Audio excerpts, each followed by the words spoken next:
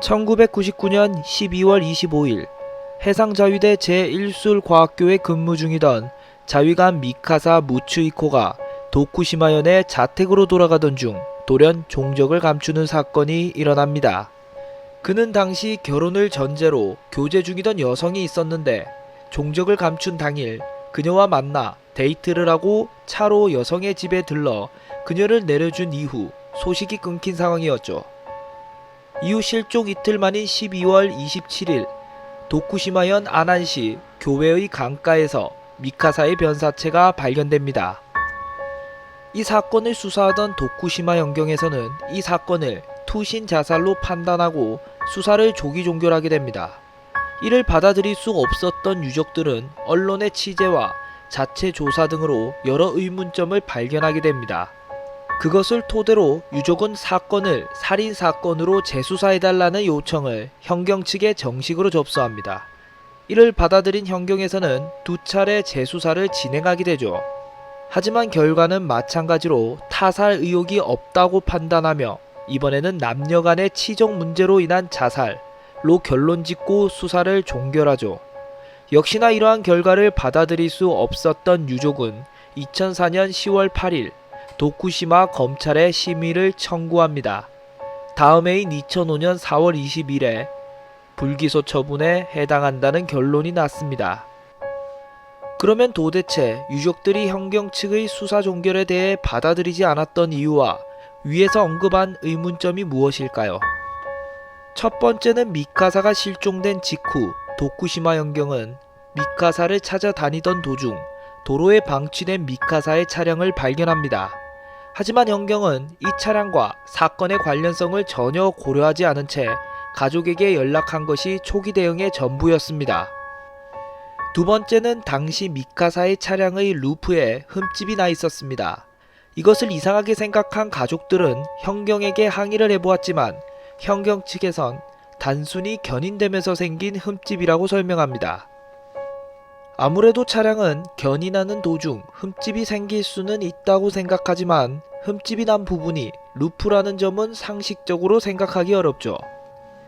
세 번째는 미카사가 발견된 장소가 경찰 측에서 투신했다고 추정되는 교량으로부터 4.2m 떨어진 위치였습니다. 문제는 교량 난간의 높이가 85cm라는 것이죠. 즉 손을 집어서 넘어가야 합니다. 그런데 난간에서는 어떠한 지문도 발견되지 않았습니다. 그럼 미카사가 손을 짚지 않고 단순한 점프로 넘어갔다는 것인데 말이 안 된다는 것이죠.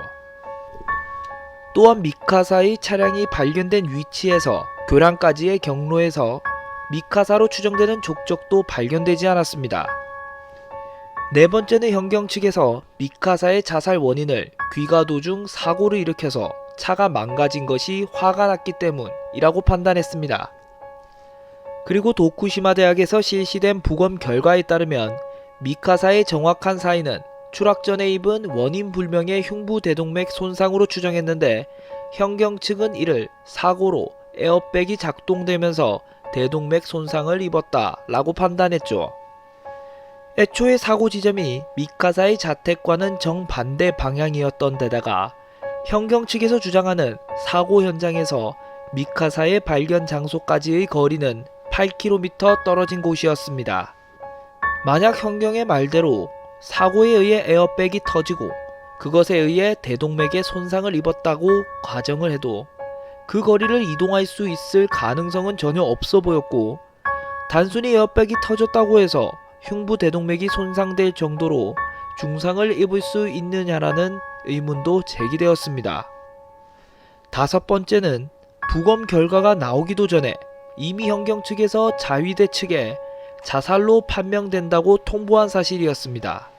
또한 최종 결론이었던 치적 문제가 연관된 자살도 당시 미카사와 교제 중이었던 여성이 헤어지자는 이야기는 전혀 한 적이 없다 라고 하며 치적 문제서를 일축했습니다. 여섯 번째는 현장에서 발견된 유류품 중 미카사가 착용했던 것으로 추정되는 상의에 원형의 아픈이 있는 것을 유족이 발견하죠. 그런데 이상한 것은 감식이 끝나고 유족에게 반환되었는데 반환된 상의는 아픈이 사라져 있었습니다. 이 때문에 증거품 관리에 문제가 있는 게 아니냐는 의문도 제기되었습니다. 여기서 또 경찰은 이상한 주장을 합니다. 애초에 아픈이 존재하지 않았다고 발표를 번복한 것이었죠. 일곱 번째는 수사가 진행되던 당시 목격자 증언이 나왔는데 흰 차가 무언가로부터 도망치는 것처럼 보였다. 오토바이를 탄 남자들이 흰 차를 뒤쫓아가면서 쇠파이프를 휘두르며 뭐라고 소리쳤다. 차량 2대가 앞뒤로 나란히 정차되어 있었다. 앞에 주차되어 있던 차량의 번호판을 가리듯이 흰옷을 입은 마른 체구의 남성이 강 쪽을 보고 서 있었다. 라고 증언했죠. 현경은 목격 일시가 애매하다는 이해할 수 없는 이유로 이 증언들을 모두 묵살해버립니다. 미카사의 유족들은 현재까지도 그의 죽음에 얽힌 진상을 밝히기 위해 노력하고 있습니다. 1999년에 발생한 의문의 사건, 경찰의 석연치 않은 대응 태도 때문에 사건이 발생한 지 20년이 지난 지금까지도 끊임없이 의문이 제기되고 있습니다.